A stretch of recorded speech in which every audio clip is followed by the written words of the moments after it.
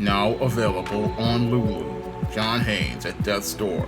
The man who rules the world takes on the Greek god of death in this action-packed, all-new John Haynes comic book. Get your copy of the first John Haynes comic at lulu.com today. Okay, I'm coming to y'all one mo again from the Metropolitan Oval. And what I wanted to talk about for today's video is this rumor that's been going around that Marvel and DC Comics are looking to end their publishing divisions and stop producing printed comics in 2030, only making digital comics from there on in. Now this whole rumor that's been put out about Marvel and DC ceasing print comics is coming on the heels of Sony's decision to say that they are no longer going to produce discs for its PlayStation video game system in 2028. And while a lot of the people who are gamers are extremely upset about the idea of not being able to own a disc for their games, when I look at the entire state of the comic book industry, sadly, the only direction they can go in is digital, possibly due to the sad state of affairs of the comic book industry. Now, when it comes down to the overall comic book industry, there's no way for it to grow anymore. I mean, when we look at the numbers right now, the median age of a comic book reader is 50 years old. And when it comes down to comics these days, most comics these days are not selling in the hundreds of thousands of copies like they did when I was a teenager back in the 1980s, or even the millions of copies like they did when I was a young adult in the 1990s. No, what's happening now is that the average comic book these days barely sells maybe 10, 15,000 copies at best before they basically eventually get canceled after either 6 to 10 issues, and there's no way for a publisher that's a part of a corporation to be able to continue sustaining those costs when they see that there's no more room for growth. And when it comes down to the comic book industry, when you have a product that's being produced and the median age of the customer is over 50 years old and climbing higher into the senior citizen range, there's no real reason for that company to continue investing in looking to make those printed comics, because those printed comics basically, they're not going to be sold to a customer base that will grow any further. And that's the whole sad state of affairs that many people really aren't looking about as they get up in arms. When it comes down to comics, we really don't have that youth base of customers that most corporations basically need in order to keep a product around. In order for a company to keep a product around, you need to have a base with a median age of anywhere, I would say, from 8 to 13 years old, like what manga has right now.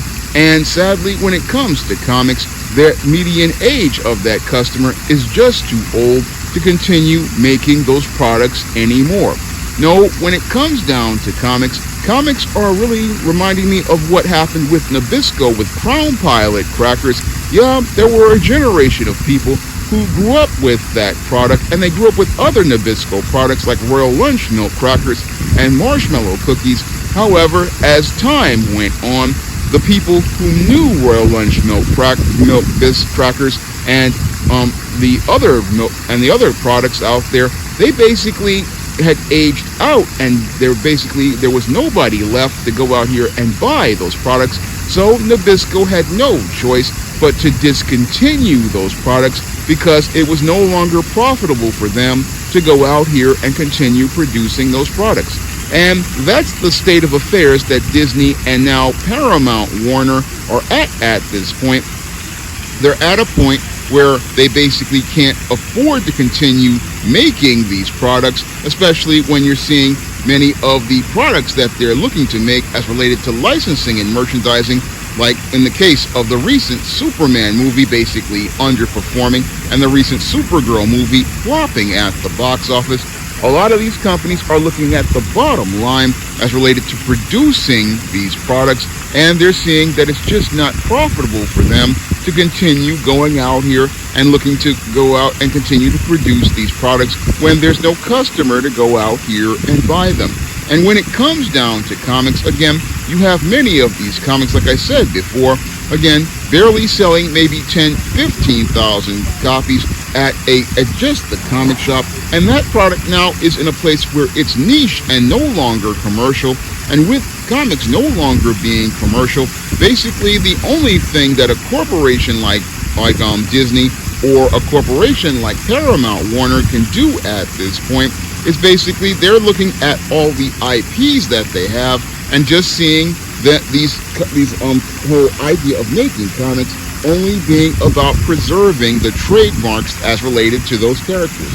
Because what many people don't know who aren't a part of publishing is that if you go out here and you publish a book, you have to go out here and you have to, if you have these characters as IPs, you have to go out here and maintain your trademark. And that means you have to go out here and make a product every 10 years.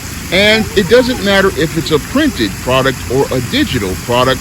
Basically, what they're doing, if they go out here and just make a digital comic, they'll be able to preserve their trademarks, but they'll be able to go out here and save costs on printing. And as they save the costs on printing, they'll be able to go out here and continue to preserve those trademarks and be able to continue to go into other profitable ventures like licensing and merchandising, because what they really do these days with the Marvel and DC catalog, they make more money on merchandise like t-shirts, things like action figures, and licensing characters out for their likenesses in video games and possible adaptations of movies than they would if they went out here and continued to go out here and print those comics. And when it comes to printing those comics, again, they've basically been taking losses for years, and were willing to take those losses for years as long as products like the MCU movies were going out here pulling $1 billion at the box office. As long as those movies were pulling $1 billion at the box office, everything was fine. But now a lot of these movies are not really pulling in the money at the box office, because basically the whole trend of superhero movies has cooled off. And now that the trend of superhero movies has cooled off, what the people who are at Warner and Disney, they're looking at the whole balance sheet as related to their business. And as they look at that balance sheet, they're basically saying to themselves, okay, yeah, if this rumor is true, printing these comics ain't really making us no money, and we basically already cut things to the bone as related to production. I mean, right now, when it comes down to Marvel Comics and DC Comics, outside of top guys like Scott Snyder, basically most of the artists these days, they're only getting maybe $100 a page. Many of the writers are only getting $50 a page. And again, that ain't no money to pay no rent for nothing. I mean, you would have to actually get yourself a full-time job if you wanted to be a comic book writer or an artist these days. It's not like in the 80s where they're basically, you could get one of these books and basically make a good living as a writer or artist or inker. In many cases, nope, you can't really make that type of money anymore.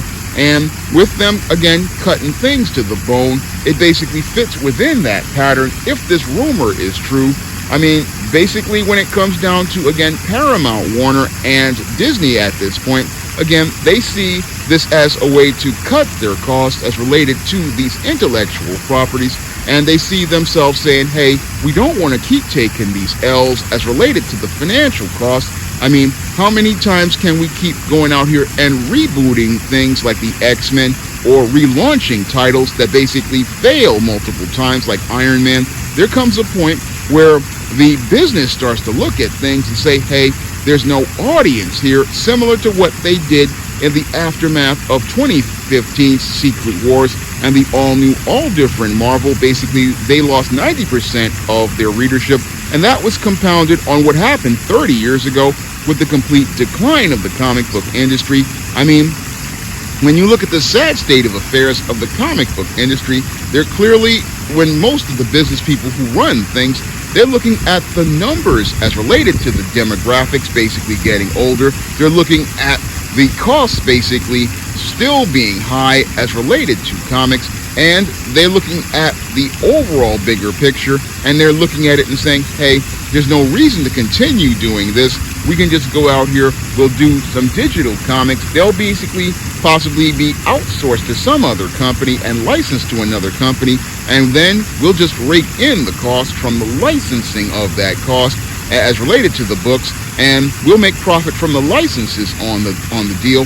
And meanwhile, when it comes down to traditional comics, it'll just basically be over at this point. So when I look at the bigger picture as a publisher myself, I can see where this is going to end if this rumor is true, because again, you need certain demographics in order to continue to keep producing a product. You need to have the numbers out here. I mean, in order for them to continue making comics, they need to see hundreds of thousands of sales. They need to see the median age go down, and that's not happening with comics, but it is happening with manga. Manga, basically, again, they're moving 6-7 figures as related to those comics, as related to sales.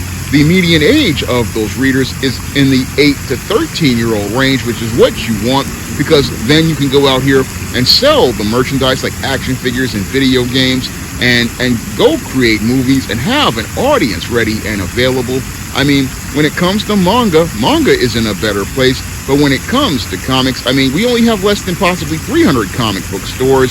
So when I look at this rumor, again, it's fitting within a pattern if you can do pattern recognition. And if you do pattern recognition, it doesn't look like a good deal for the whole comic book business. And many people will say, oh, maybe it's Marvel and DC being tone deaf, but it's just them looking at the business and looking at the numbers. And as I look at the numbers, again, it possibly could be true, but I don't know if it would be true, because when it comes down to Marvel and DC, again, Disney and Warner possibly don't want to alienate people the way Sony just has, but so they'll possibly keep this under wraps until possibly the right time to do it.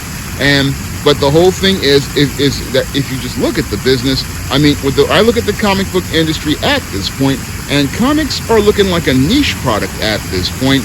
I mean, the only thing that they're looking at to me like is going to be like something that's boutique at this point, where you have independent comic creators basically crowdfunding their comics, because that's the only way you can get the cover the cost, and basically that's possibly the only way you're going to be able to get comics at this point, unless people go out here and do a print-on-demand model similar to what they do at KeenSpot. But again, it'll be about appealing to a niche. It'll be about appealing to a small group of customers who basically pay on demand, similar to what Hasbro does as related to its action figures, you know, being that made to order as related to certain characters like Mephisto. Basically what they're going to do is basically do things for the niche customer, and that's possibly going to be the future of the comic book business. And that's not what a lot of people possibly want to hear, but that's the truth from somebody who has been in the publishing industry, because there comes a point where a publisher has to look at the numbers and look at the cost, and the bean counters basically possibly looking at the cost and looking at the demographics long term and saying to themselves, you know, we can't keep making products for 50-year-old people who basically are in 25 years basically gonna be dead, because many of us Gen Xers like myself, they're in their 50s and they're in their 60s, so it's just not profitable to continue making comics when there is no customer available. I mean, it's just not profitable to keep making comics when there's no customer available. So what I'm thinking is that this is possibly a rumor that could be true, and possibly could be true about the whole state of the comic book industry. It may be unpleasant to hear, but possibly people got to get ready for a different world that's related to comics, and a different world as related to the world of the comic book business. Now, my first full comic, John Haynes at Death's Door, is available in paperback on Lulu.com and print on demand, and it's also available in digital format on Amazon's Kindle and Google Play. And my second comic, Esteem No Good Deed, is available in paperback in the Esteem series book, Esteem Blast from the Past, and it's also available on Amazon's Kindle for just 99 cents. And if you want to check out the prose books of the SJS Direct universe, you can find those books on Amazon.com in paperback and Kindle format. You can also find it at other online booksellers like Graphic Digital, Google Play, Barnes & Noble, and big box retailers like Walmart and Target. And if you want to see me make more videos at the Oval, that as part of my cardiac rehab after my heart attack, or see me continue to make videos, you can drop a donation to the Patreon, the PayPal, or the Cash App by clicking the links in the description box. That's all I have to say for this video. You can comment, rate, and subscribe. Now available in paperback and e-readers, Isis, Runway of Doom. The goddess next door struts her stuff on the catwalk to take on a runway of rogues in this action-packed all-new Isis series adventure. Get your copy of Isis, Runway of Doom at Amazon.com and online booksellers everywhere. Now available in paperback and e-readers, John Haynes, An Offer He Can't Refuse. The man who rules the world gets a job offer he can't refuse in this action-packed all-new John Haynes series adventure. Get your copy of John Haynes, An Offer He Can't Refuse at Amazon.com and other online booksellers. Now available in paperback and Kindle Unlimited, Esteem a New Woman. The devilish diva starts on the road to becoming a new creature in Christ in this all-new Esteem series adventure. Get your copy of Esteem a New Woman at Amazon.com in paperback and Kindle Unlimited today. Support Black-owned and Black-operated digital broadcast media. www.niceradionetwork.com. Nice Radio Network broadcasting 24 hours a day, 7 days a week.